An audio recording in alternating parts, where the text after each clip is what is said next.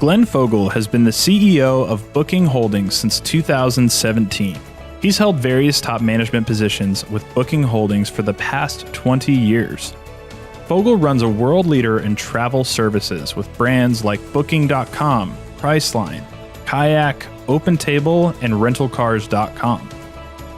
844 million room nights were booked across Booking Holdings in 2019. But this year, the company faced the biggest challenge yet, the COVID-19 pandemic. Welcome back to Yahoo Finance's All Markets Summit. I'm Sabeel Marcellus. Glenn Fogel, it's great to have you on. Well, thank you so much for having me. So the coronavirus pandemic has plunged the U.S. into an economic crisis.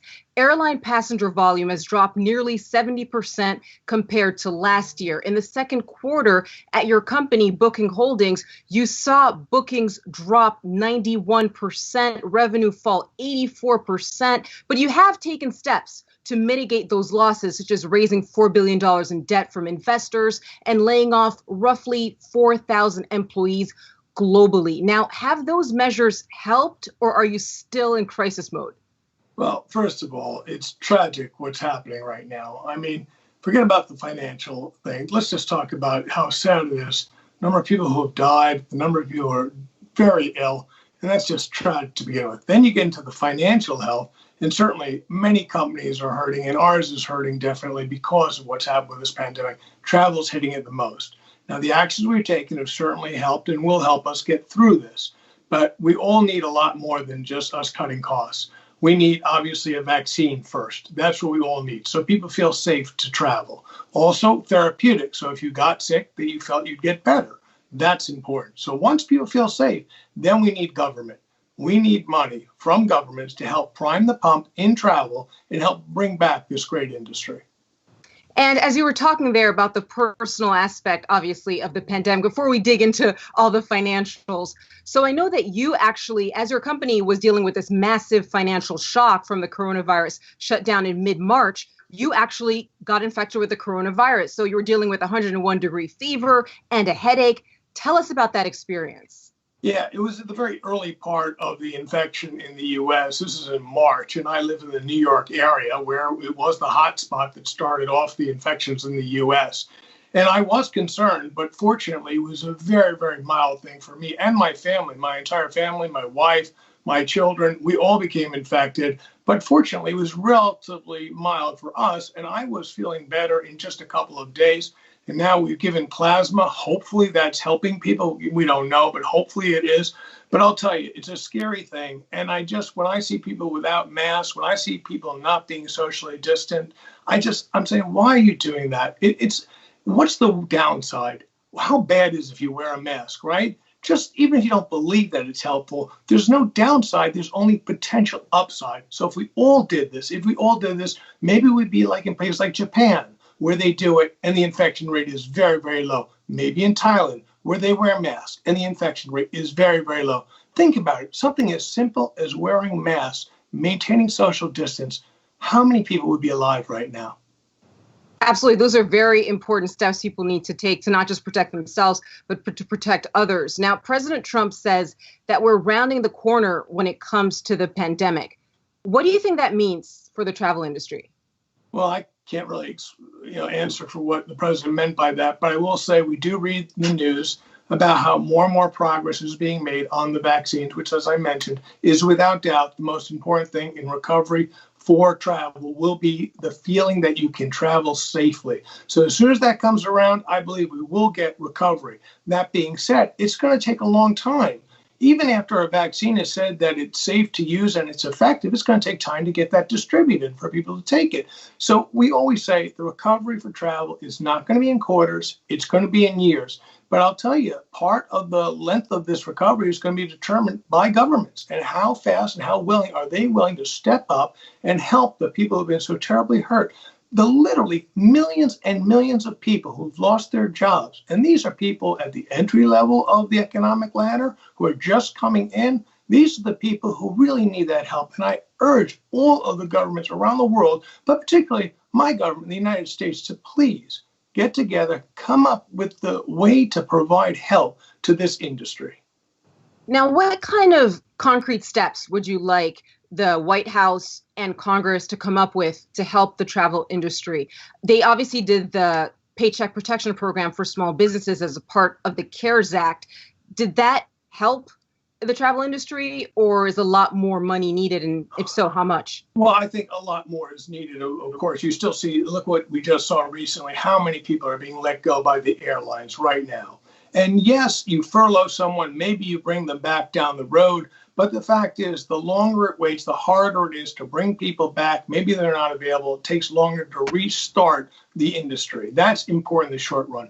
But in the long run, what it is when it is safe to travel, when people feel it's safe, that's where the government can really help by offering up tax credits or incentives to get people traveling. We're dealing with that right now in Japan, for example, where the government in Japan is providing money to help stimulate travel. Thailand, same thing, doing that in other parts of the world. So a targeted program that makes it cheaper for people to travel, give them that incentive, that tax break to go travel, that'll get them going.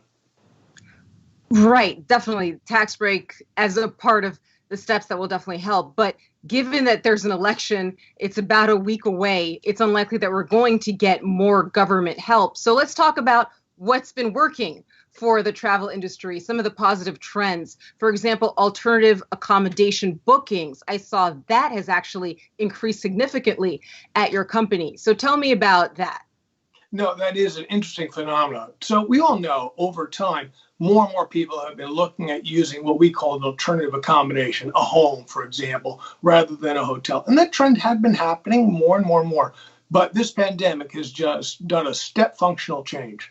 In the second quarter, more than 40% of our new bookings were going to that alternative accommodations. That's about twice what it was the year earlier. Clearly, people said they want to go to a place where there aren't other people they have to worry about. Instead of getting into a crowded lobby or a crowded elevator, you're going to a home and you don't have to worry about anybody else. Safety, again, very important. In addition, people were very hyper-local because no one's getting on a plane. So you're going on a holiday somewhere you can drive to. So it's very close. Those are some of the trends we saw, and I expect this to continue for some time. And let's get into some of the safety measures, because we're seeing a trend where people are traveling closer to home. They may prefer to stay at a stranger's house versus spending the night at a hotel. How has that impacted hotels that you also obviously work with? Well, obviously, it certainly hurts in terms of demand. When you increase supply that much, all of a sudden where people, let's say before there was any of this alternative accommodations, where would you go? You have to go to a hotel. You don't have a lot of choice. Now there's a lot more choice. So the hotels have to step it up and make it so that it is safe to go to a hotel and people feel that it's safe. So you'll see the hotels are advertising how they're doing different types of cleanliness and things to make sure that there's no infection there. And it's putting out space in the lobby so nobody gets too close, and plastic shields in front of the lobby, all sorts of things to make it safer. And what we're doing is we're helping the hotels by having them give us all the information, all the steps they're taking to make that hotel stay safe. And we're putting it on the website in the description of those hotels so people know, this hotel is doing all these great things to be safe. I feel safer going there. It's good for everybody.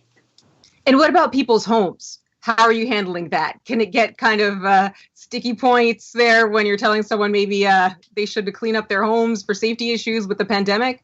You know, it's interesting because before we started seeing the data, right when the pandemic really started, I wasn't sure which way it was going to go. Would people say, well, I'd rather go to a hotel, even though there are lots of people, because I feel safer that they're going to do industrial strength cleaning?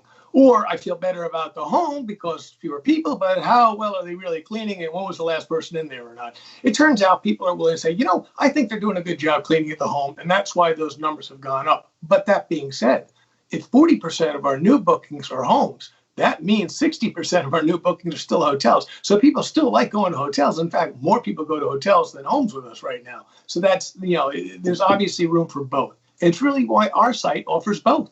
You make the choice.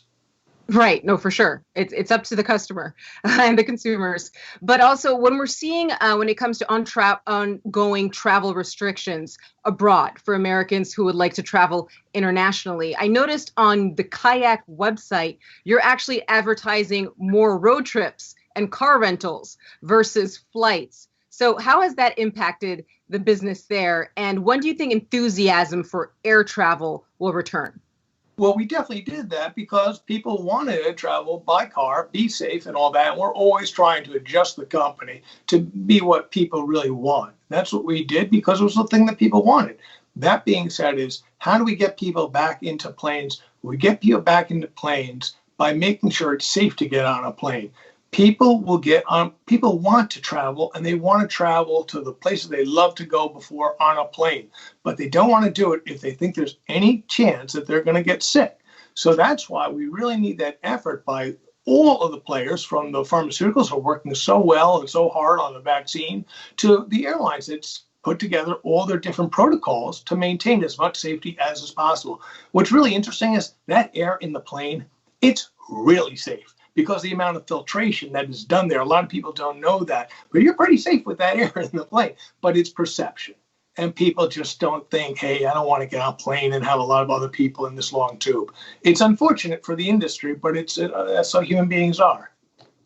For sure. And with all the uncertainty still out there, it's hard to plan ahead, even if it is a road trip, even if you are traveling locally. So how have you been handling when it comes to customers wanting refunds once they change their mind, or they could possibly see that it's an area where there's a spike in coronavirus cases, they no longer want to go there? How do you deal with that from a business standpoint? Yeah, no, we definitely noticed that, and we've been talking about that even in our earnings for the second quarter, where what we call the booking window shrunk dramatically as people were wanting to wait before they decided to make a choice, because they don't want to have that long time between booking and then going. But even more so is so many of our properties offer you a free cancellation. So you book with us, you book at booking.com, and you don't have to worry about whether or not you're going to cancel or not, because it's not going to cost you any money. You can wait until the very end to decide whether to go or not. But I will say that it is one of those areas, though, that does cause concern for people. They're just not sure about the new rules that are going to come down, because it's not just whether or not they should travel or not. It's whether the governments want you to travel or not. And there are issues where you're afraid I'll go on a trip and all of a sudden the rules will change and I'll have to come back and have 14 days of quarantine or whatever. So it's very complicated. We're trying to put all that information out on the site. We're working with the European governments to put that information in place that everybody can see it. It's really one of those issues that's keeping people from traveling, is the fear that their other parts of their lives will be impacted by new rules such as quarantines and such. Absolutely. And also leadership and CEOs also being impacted by this. So I know that you've been, Glenn, through other crises like 9/11 and the 2008 financial crisis. What is the biggest mistake a CEO can make in dealing with a future that's so uncertain? Well, I think one of the mistakes that a lot of people make is not looking beyond the current crisis. And yes, you have to deal with the current crisis immediately. And for example, we have to let people go now. And it's really sad letting people go.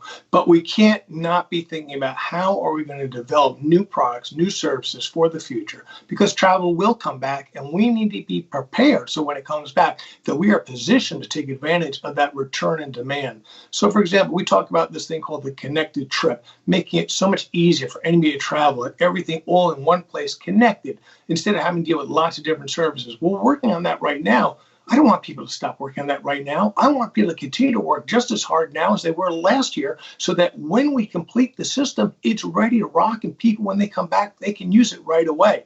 I can't just concentrate only on today. I've always got to be looking forward. Absolutely. That's definitely the way to do it. Look at the present, but also plan for the future. Glenn Fogel, CEO of Booking Holdings. It was great to have you on. Thanks so much. Well, thank you very much for having me.